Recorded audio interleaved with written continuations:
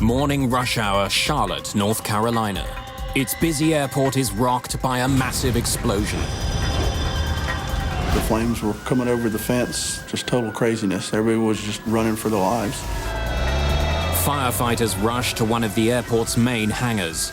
They confront an inferno. It was quite a while before we realized a plane had hit the hangar. A packed commuter flight has plunged to the ground shortly after takeoff. Everyone on board is killed. We kept scratching our head wondering, okay, this airplane flew 9 times previously and we had no problems. Investigators uncover a string of errors. Bill, I have an idea. And learn that passengers on small planes have actually been in danger for years.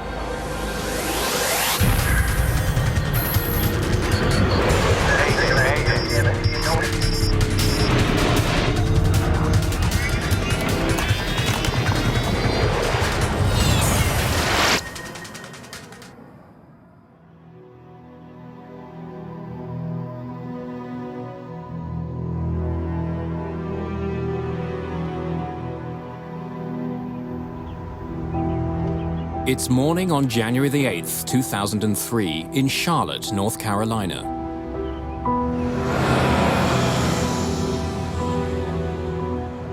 A city of 500,000 wakes.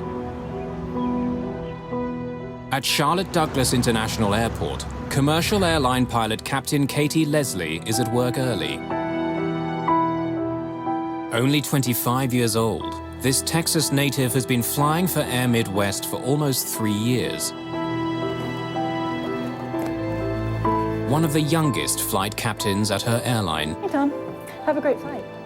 She's a top-rated pilot building her career at one of the fastest-growing airports in the United States.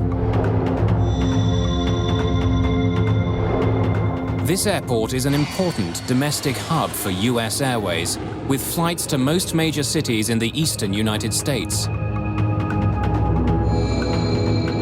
Air Midwest runs a commuter service as U.S. Airways Express.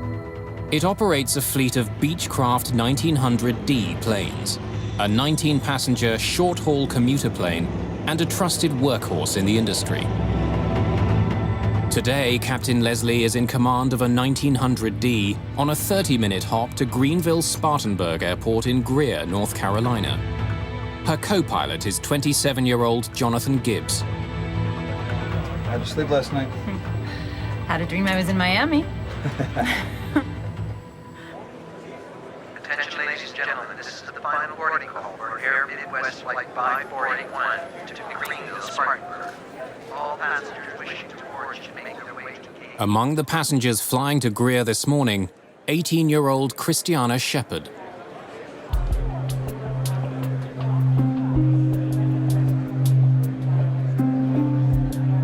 Christiana's parents, Doug and Teresa, are Baptist missionaries working in the Portuguese Azores. Christiana left the 7th of January from the Azores, spent the night in the airport in Boston, and then flew the next morning on the early flight from Boston to Charlotte to Greenville. So she was on her way back to college.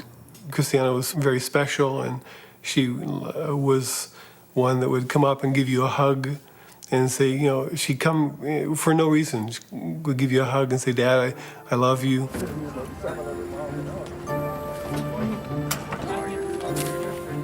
At 8 in the morning, Christiana boards her flight.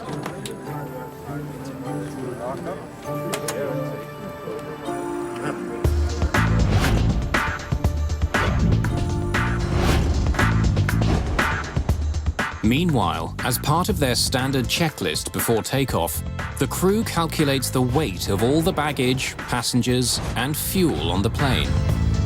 That's to make sure the plane isn't overweight, and the weight is spread evenly. It's a calculation that's made on all commercial aircraft. So we got a full house back there? You can count 19 people in the back. Don't know the bags yet. Okay. But baggage handlers raise concerns that the luggage they're loading may be too heavy. Damn. Captain, how many we gotta take off? We're figuring it out.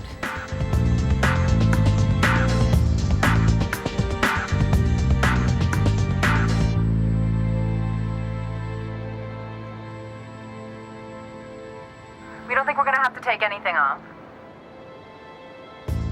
Cool. 17,018. 17,120 is our weight, huh? Yeah, is our max. So, we're cool. So, yeah.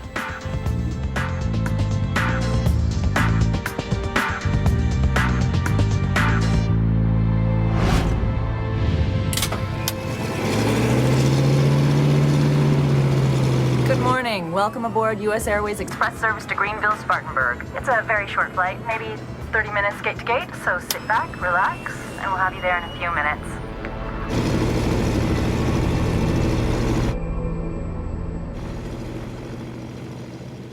Before takeoff, the crew checks the flight controls, including the rudder and elevator, which help control the direction of the plane. Flight controls, free and correct. Air Midwest 5481, runway 18 right. Taxi into position and hold. Captain Leslie is moments from takeoff. On the runway ahead of them is a Bombardier CRJ ready for departure. That CRJ sure is a good-looking plane, isn't it? Yeah, wish I was flying it. With powerful turbulence released from the CRJ, Captain Leslie must keep a safe distance. They're gonna blast us with his jet blasts. Air Midwest 5481, turn right heading 230, cleared for takeoff. Set takeoff power, please.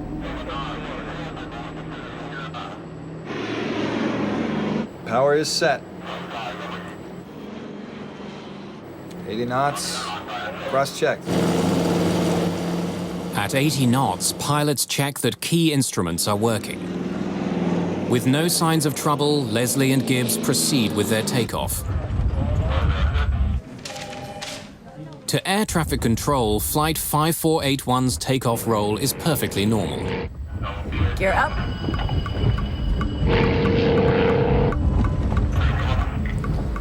What? But without warning, the plane's nose pitches dramatically upward from 7 to a staggering 54 degrees. Oh, help me! You got it? The crew struggles to get the nose back down again. Airflow over the top of the wings creates lift. But if the nose keeps rising, air won't flow smoothly over the plane's wings. The plane will lose its lift, stall, and plunge from the sky. Push the nose down!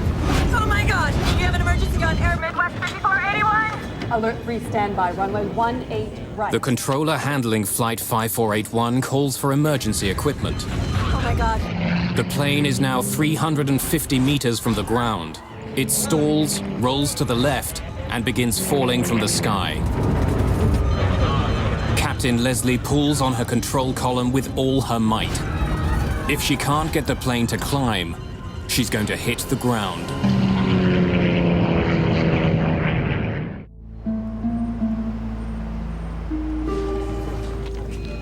Air traffic controllers watch as a 19-passenger plane plunges towards the Earth. Captain Katie Leslie struggles desperately to get her plane to climb, but it won't respond. The plane heads towards a packed US Airways hangar.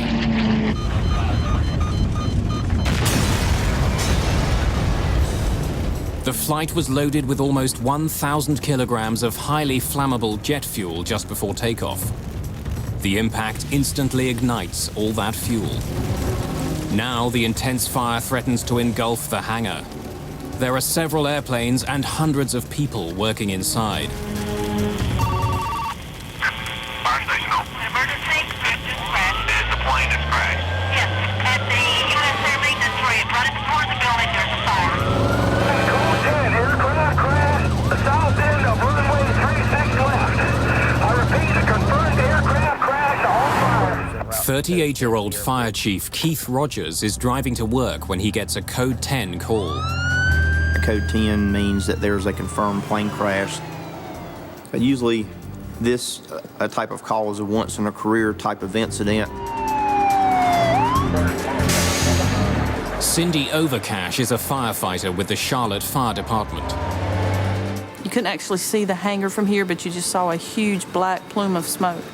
And we knew, something really bad is here.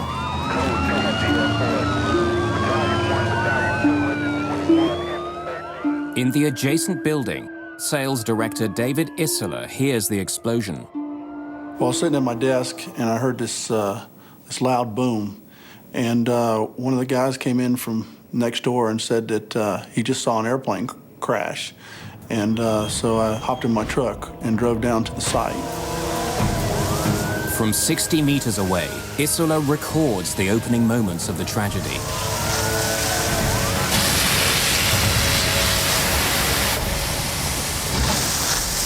There was a lot of smoke, and it was just like hell. It looked just like hell. The flames were coming over the fence, just total craziness. Everybody was just running for their lives.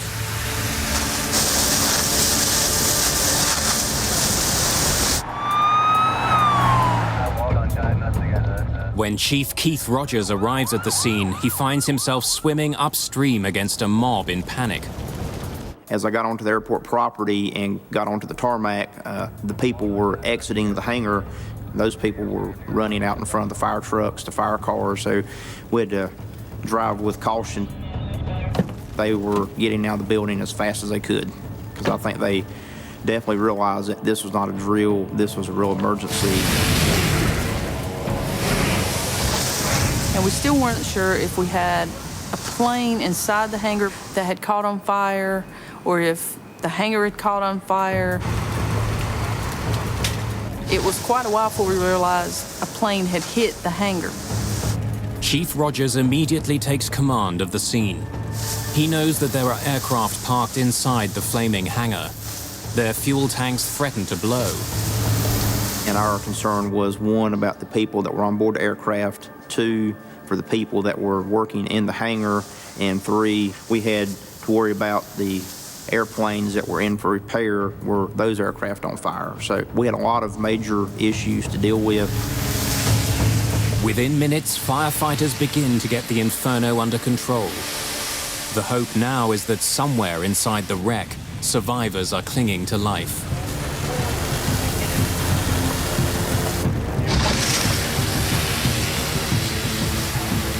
The main thing probably was on anybody's mind once we realized what we had was survivors.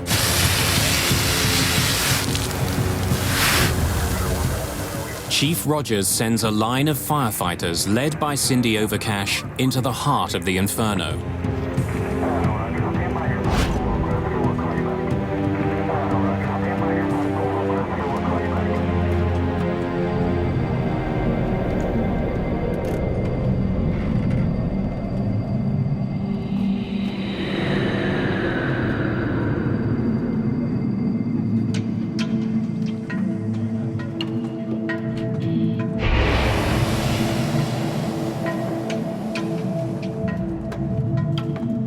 Cindy Overcash and two of her team make their way into the wreckage, carefully putting out spot fires along the way. As we walk up on to see the fire and we see what we think are crash test dummies, we thought a plane had blown up inside and blew their training dummies out.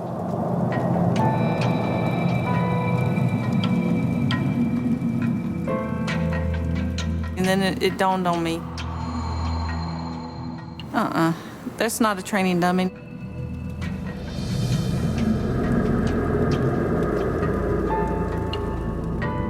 It took them a few minutes to determine exactly what was happening, and once they did that, it was obvious that there were no survivors. It's a total loss. All 19 passengers, as well as Captain Leslie and First Officer Gibbs, are dead. At about 8:53 this morning, we had an aircraft accident. It had 19 passengers and 2 crew. There are no survivors. And we hope that we never have to respond to a situation with such a large loss of life, but that is our job. This is some of the most difficult duty and task that a firefighter will ever do in their career. For medics and rescue workers, the ordeal is over. But for friends and family of the victims, the anguish has just begun. I was walking through the living room, and I stopped and said, my heart's beating right now just the way it was then. Said, has Christiana called yet? She said, no. I said, okay, and I knew then what had happened. I knew. So I went and got the telephone and called the school. He said, yes, Mrs. Shepard, we have some sad news. And he told me that the plane had crashed on takeoff.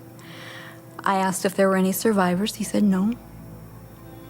So then I knew I had to go tell Doug, and he was in the garage. Yeah, it's something you never forget about. I was changing a fluorescent bulb, and Teresa came to the doorway. How do you say that? You use words every single day. How can you use words to ruin someone's life?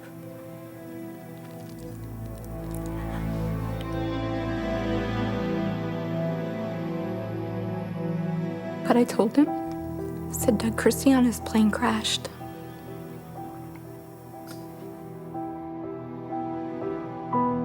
At that moment, my world fell apart.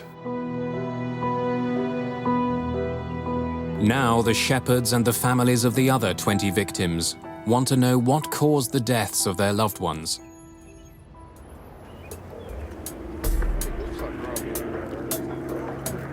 It's been almost 5 hours since Flight 5481 crashed into a hangar in Charlotte, North Carolina.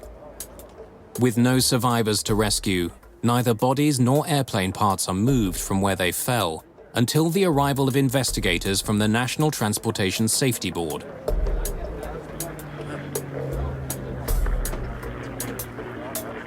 While medical examiners mark the location of human remains in red, NTSB investigators mark scraps of metal in yellow, looking for clues to help them figure out what happened aboard Flight 5481. Among those assigned to this case, lead investigator Lorinda Ward. This is her first assignment as the lead investigator of a crash. But today, she's not feeling her best. That day, I was a little bit under the weather. I was fighting off a cold. You have the adrenaline that shoots through your body at the time, and so that actually makes up for when you're not feeling well. And I knew that the other people on my team were experienced, so I felt comfortable going to Charlotte. At Charlotte Douglas Airport, Ward takes the first steps towards solving this accident.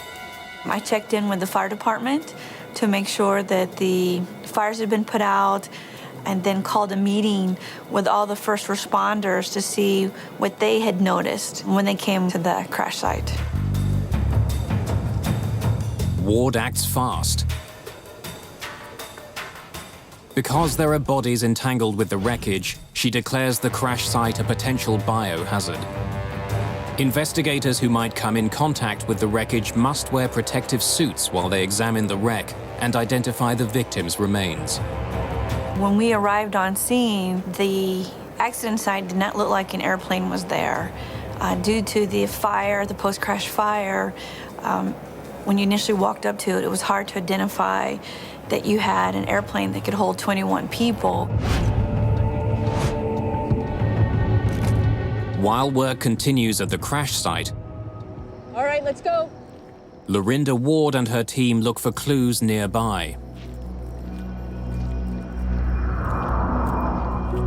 We had the folks go shoulder to shoulder on the runway that the accident crew took off on to pick up anything that they saw on the runway to see if it had any relevance to the accident investigation.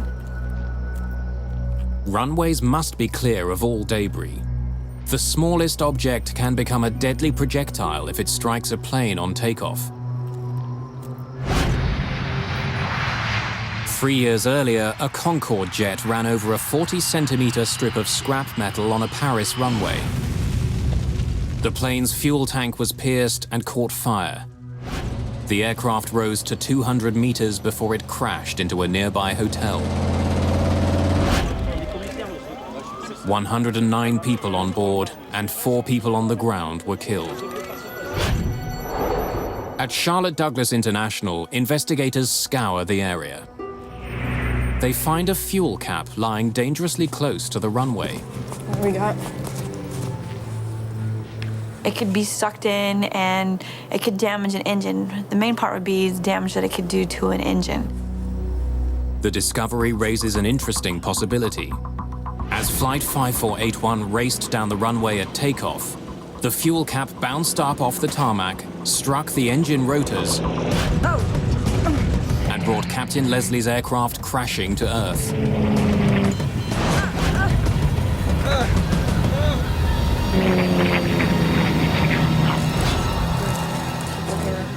This was to be brought back to see if it had any relevance to the accident investigation, whether it came off the airplane itself or if it could have done some type of damage to the airplane.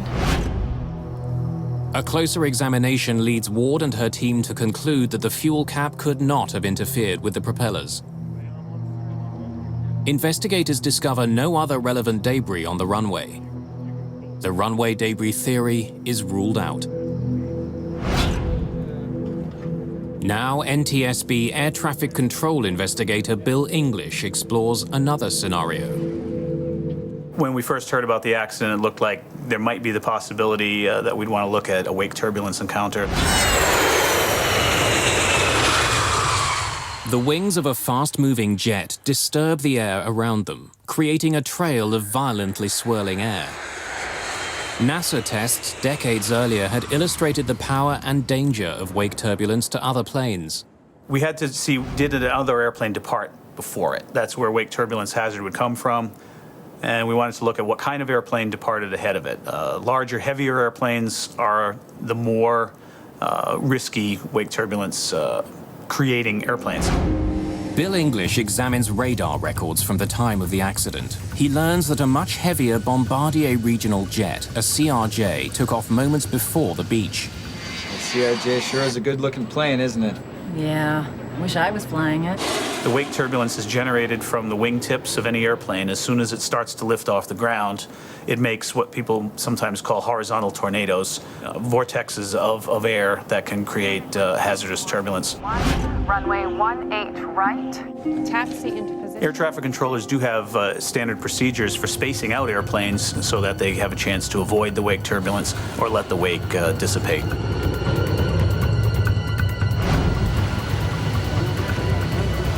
One year earlier, an American Airlines jet taking off from New York encountered wake turbulence.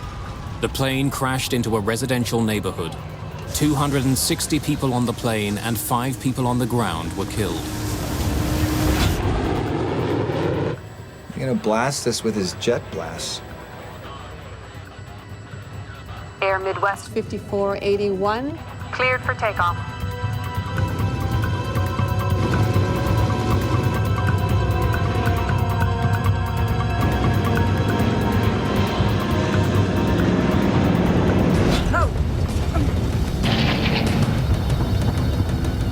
Air traffic investigator Bill English must now determine if wake turbulence from the CRJ caused Flight 5481 to crash.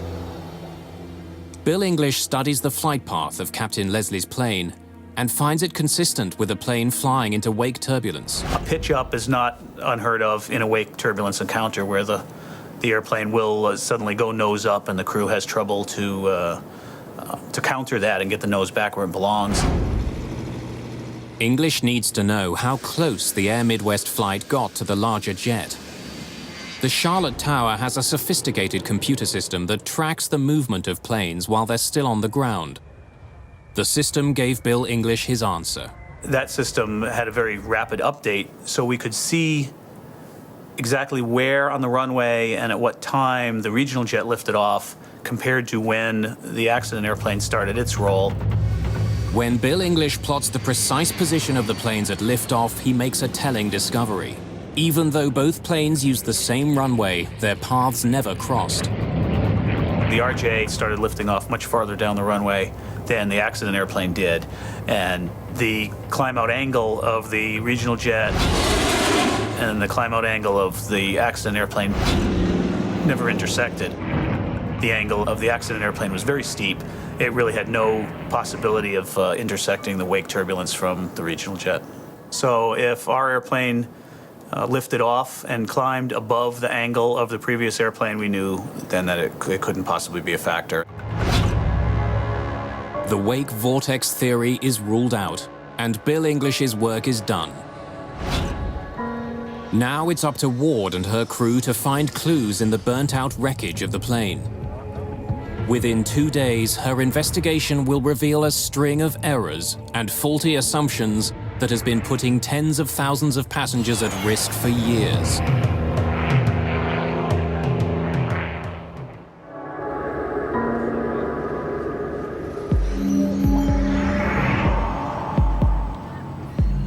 Within hours of the crash, investigators find the cockpit voice recorder and flight data recorder from Air Midwest Flight 5481. The recorders are designed to withstand temperatures of up to 1100 degrees Celsius. In this crash, parts of the voice recorder had actually melted. The devices are photographed and sent for analysis.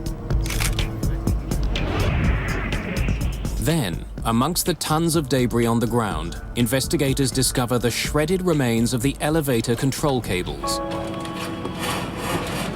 Vital to flight control, these cables link the pilot's control columns to the flight elevator, an aerodynamic panel that helps pilots climb and descend. Turnbuckles keep the cables taut. To climb, pilots pull on the column. The cables pull the elevator up, forcing the nose to rise.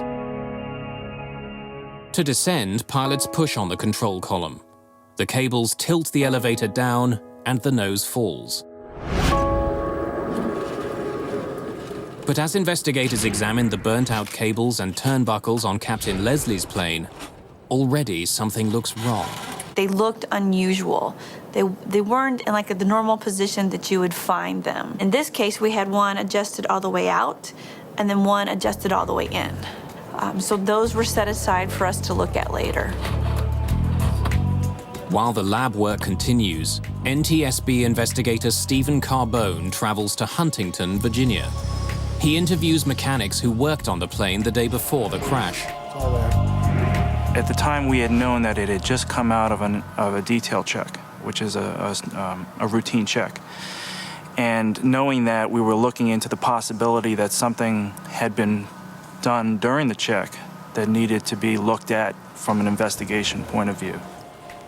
The cables needed servicing. My guy wrote up a service order, and I put him on it. Don't forget the manual. Got it. Every 1,200 flight hours, Air Midwest planes go in for routine maintenance work. This includes adjusting the cables that control the plane's elevator. In the process of doing this check, he found that the mechanic had found that the cables were out of limits. So he had written up that he was going to check the cable tensions and then adjust them as per the manual. Everything's right. The mechanics tell Carbone that the work was checked and stamped for quality assurance. They believed that the aircraft was properly rigged as per the manual.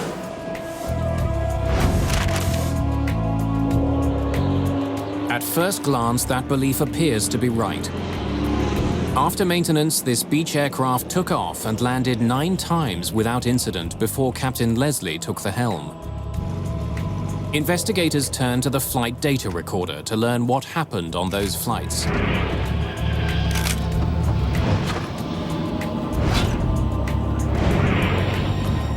The flight data recorder stores data from numerous flights, both before and after the plane's cables were adjusted.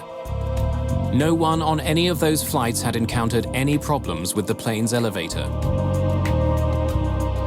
So at the time, we didn't know how that affected the airplane because it had flown 9 times successfully before the accident flight.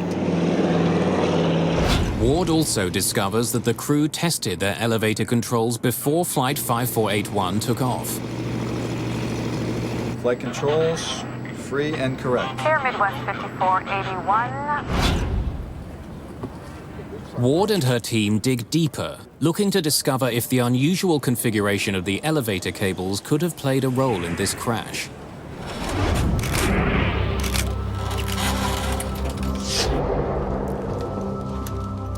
What they find strikes at the very heart of what went wrong. Normally, both turnbuckles are almost exactly the same length. But on Captain Leslie's plane, one turnbuckle is noticeably longer than the other. To establish the correct cable tension, mechanics tighten the turnbuckles. But too much tightening of a turnbuckle shortens the cables and cuts the range of motion of the elevator control. The elevator should be able to tilt to a nose-down position of 14 degrees. But their downward range has actually been cut in half to only 7 degrees. The result is deadly. As the flight got underway, the nose pitched up as expected during takeoff. What? Push the nose down! Oh my God! But the reduced range in the elevator made it impossible for the pilots to bring the nose down again. Due to the adjustment that had been done in the maintenance a few nights earlier, there was nothing that the crew could have done at that time. Unable to bring the nose down, the pitch of the wings became too pronounced. With no air flowing over the top of the wings, the plane lost its lift and began falling from the sky. The pilot's struggle with the elevator helps explain why Flight 5481 crashed that day. Somehow, the elevator cables were improperly adjusted. The pilots simply could not control the pitch of their airplane. Stephen Carbone wants to know how mechanics had made such a critical mistake. Yeah, I see that here. He goes back to the hangar to question the mechanics on duty that night. And this time they tell him a different story. Most of the guys were just learning the ropes. The mechanics working on the airline were subcontractors to the contract company. And the mechanics working on the aircraft that night had limited experience on the Beech 1900D. And the person performing the rig was receiving training that night on that specific task. Once you have the rig pin set, adjust the turnbuckle barrels for more tension in the cable. Yeah, I see that here. Adjusting the elevator cables is not a simple process. It's a time-consuming procedure that involves 25 different steps. Got it. What about the other steps? Yeah, don't worry about those. Just check the cable tension when you're done, and we're good. That's it. The quality assurance inspector and the mechanic took it upon themselves to decide which steps to perform because they felt that the steps they were performing were the only ones necessary to get the task done. The mechanic skipped 9 steps that night. One of those involved manipulating the elevator through its full range of motion. Had the mechanic tried to do that, he would have noticed that the elevator's motion was restricted by cables that had been improperly rigged. If they had followed the steps as described in the manual, they would have found the problems that had come up. But there was an inspector supervising the work. Carbone discovers that the inspector was actually the person teaching the mechanics how to do the work. The problem was that the quality assurance inspector was actually acting as an instructor. So he was taking the mechanic through the process of the job task and teaching him how to do the rig. Well, when you put yourself in that position, you're actually doing the task because even as a teacher, you're performing the task. And then he came in behind himself and then signed off as an inspector what he had done. When I found out that this mechanic had skipped procedures, I was upset. The procedures that affected our lives, that affected the lives of 21 people, 21 families were destroyed. Because you never get over something like this. The Shepherds sue the airline. They also demand something unheard of in U.S. aviation, an apology. They wanted more than just to achieve a just settlement in monetary terms. They had a need to press the issues that humanize and put a face on the people who are the victims of these tragedies.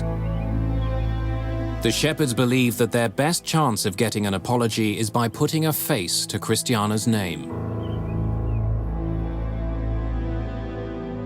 So we decided to take this picture and to send it to those people that were involved in the accident, in the investigation, so that Christiana would not be just a number or a seat number or a ticket number or a settlement amount, so that they could actually see that she was a person.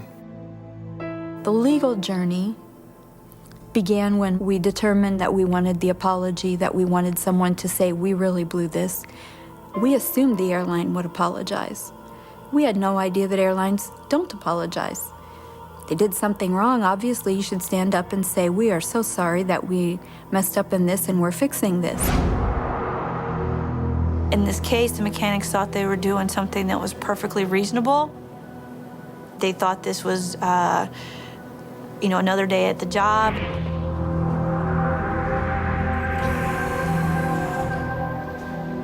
And then to come to find out that now 21 people have been, killed due to their inadvertent act. For Lorinda Ward and her team, it looks like they've found the problem. But something still doesn't add up. Why didn't the problem with the plane's faulty rigging surface on any of its previous flights? We kept scratching our head wondering, okay, this airplane flew 9 times previously and we had no problems. So we're trying to decide, well, what was unusual about this flight? Ward has to figure out what happened in the hours and minutes before the crash. And did you notice anything unusual before takeoff? Well, it was sitting low when it taxied out. It looked heavy. We had a couple of witnesses that were implying that we had a very heavily loaded airplane. The baggage people said that it was hard to shut the door because they thought bags were going to come out. Each plane has a maximum weight it can handle before the engines can't get it off the ground. Before takeoff, it's the pilot's job to calculate the onboard weight. We got a full house back there? How many we gotta take off? We're figuring it out. The crew of Flight 5481 did perform that calculation. Cool, 17018. We heard them on the CVR going through the numbers to make sure that they'd have their center of gravity within the range for them to take off. 17120 is our weight, huh? Yeah, is our max. On any plane, large or small, the weight of cargo and passengers has to be distributed evenly. The balancing point of an airplane is called its center of gravity. For a plane to fly safely, it can neither be too far forward nor too far back or aft.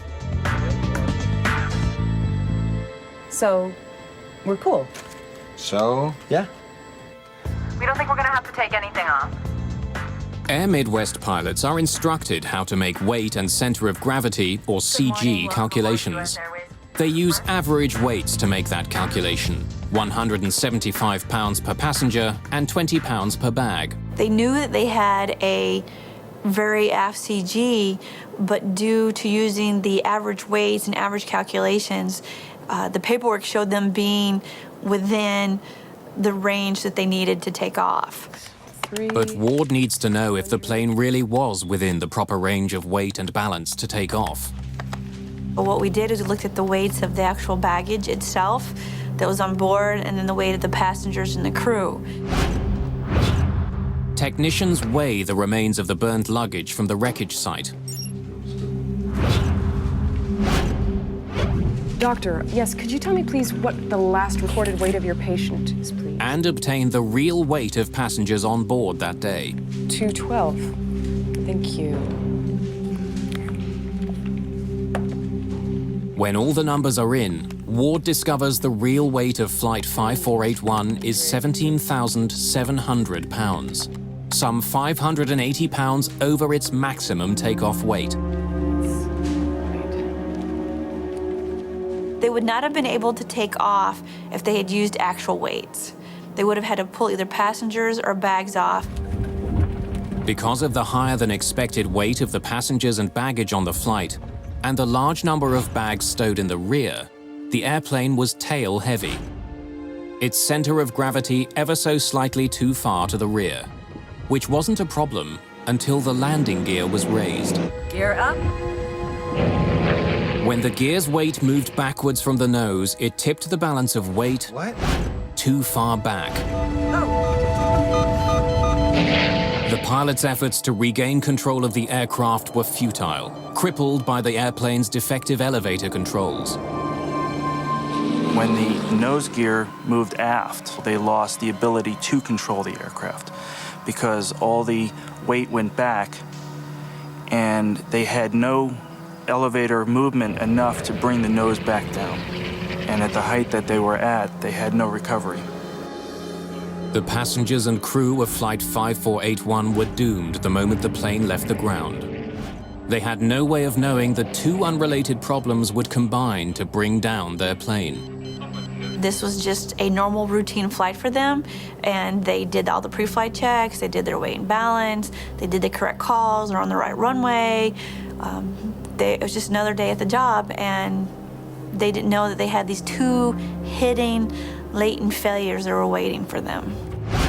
But faulty maintenance and above-average weights weren't the only issues uncovered by Lorinda Ward's investigation. Hey, you got a sec? I have an idea.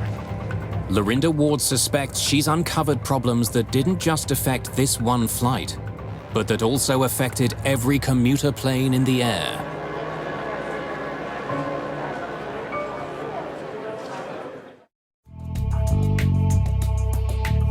NTSB investigators say that every plane crash makes flying safer. Flight 5481 was no exception. 14 months after the accident, lead investigator Lorinda Ward and her team file a comprehensive report to ensure the mistakes that killed those aboard Flight 5481 are never repeated. Among Ward's recommendations, that the FAA review its average passenger and baggage weights, an average that had not been revised since 1936. And since studies suggest that Americans and other adults were getting heavier from year to year, Ward suspected that the averages were off. We made a recommendation to the FAA to have the operators go out and survey their operations both summer and winter time to see how accurate these average weights reflected the actual flying public that was getting onto their airplanes. After conducting a survey of passengers, the FAA comes to a shocking conclusion. The average weight of adult American passengers was 195 pounds, not 175. The FAA also discovered that the average weight of carry-on luggage was being underestimated by 5 pounds per bag. We had an average weight that were being used that needed to be updated. Had these higher average weights been in effect on January the 8th, 2003, Flight 5481 would not have been legal for takeoff. Captain Leslie would have had to remove bags and passengers. 48107. Cool. 17018.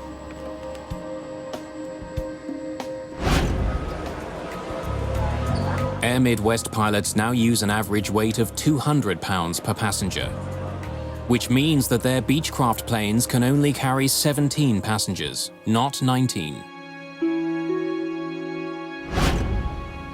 But Ward's report goes on to say that even with updated industry averages, there's still room for error. Her report states that flying small aircraft will be safest only when airlines stop using average weight assumptions altogether and calculate the real weight on board before takeoff. New technologies are being developed to allow air carriers to measure actual weight and control balance in real time as the plane is loaded.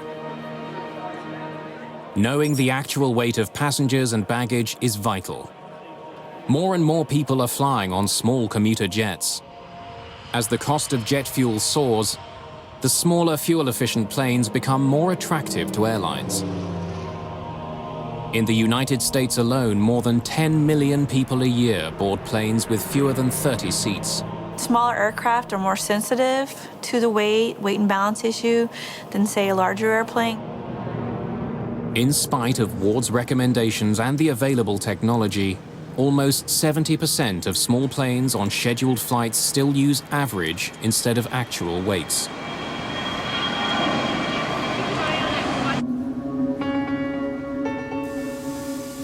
For Doug and Teresa Shepard, there is still another danger that threatens to strike again. If the FAA took a very active role in their regulation, then subcontracting could actually be a plus. The way it's handled today, the mistakes will just continue. What about the other steps? Yeah, don't worry about those. Just check the cable tension when you're done, and we're good. In her report, Ward states that all air carriers need to provide direct oversight to make sure that even subcontracted work is completed correctly. This investigation was unique to me personally because it was my first launch as an investigator in charge. This was, in my mind, a significant investigation in the fact that we had the 22 safety recommendations that came out from a small accident investigation. For the Shepards, the NTSB recommendations come too late. But after a lengthy legal battle, Air Midwest does deliver a rare and formal apology for the mistakes that cost 18-year-old Christiana Shepard her life.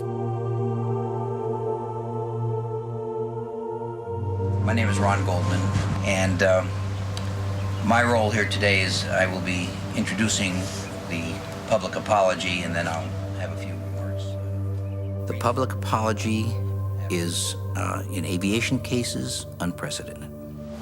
We are here today to remember the victims of Flight 5481 and to offer our apologies, our condolences, and sincere sympathy to the surviving family members of the passengers and crew who perished in the January 8, 2003 crash of Air Midwest flight number 5481. The acceptance of accountability suggests that the recommendations made by the safety investigators are not to be taken as a book to throw in a drawer and forget about, but are to be taken seriously. Because if you don't take them seriously, there's going to be public accountability as well as private accountability. What people should never forget is that as we're going about and doing our job day to day, we need to remember the importance of doing our job. Doesn't matter where we're at on the ladder or the corporate ladder, whether we're at the bottom rung or the top rung, we have responsibilities. It took a complicated string of errors and miscalculations to bring down Flight 5481. But some believe there was one person who performed admirably that day: Captain Katie Leslie. With an unbalanced plane and faulty controls, Captain Leslie could not have saved the flight. But her final actions may have saved some lives. You know, she's an unsung hero to me because I don't think many people know about what she did and how she was fighting it and trying to pull the plane away from the hangar. And she actually did. She kept it from really more of a head-on hit into the hangar.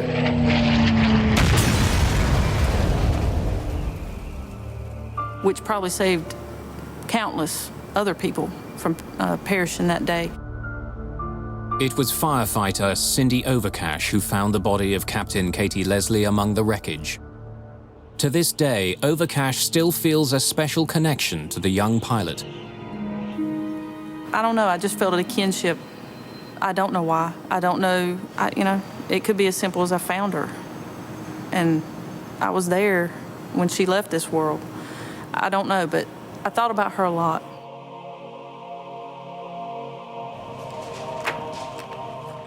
Lorinda Ward's investigation could have ended when she uncovered the errors that caused the crash of Flight 5481. By digging a bit deeper, she made flying safer for millions of people.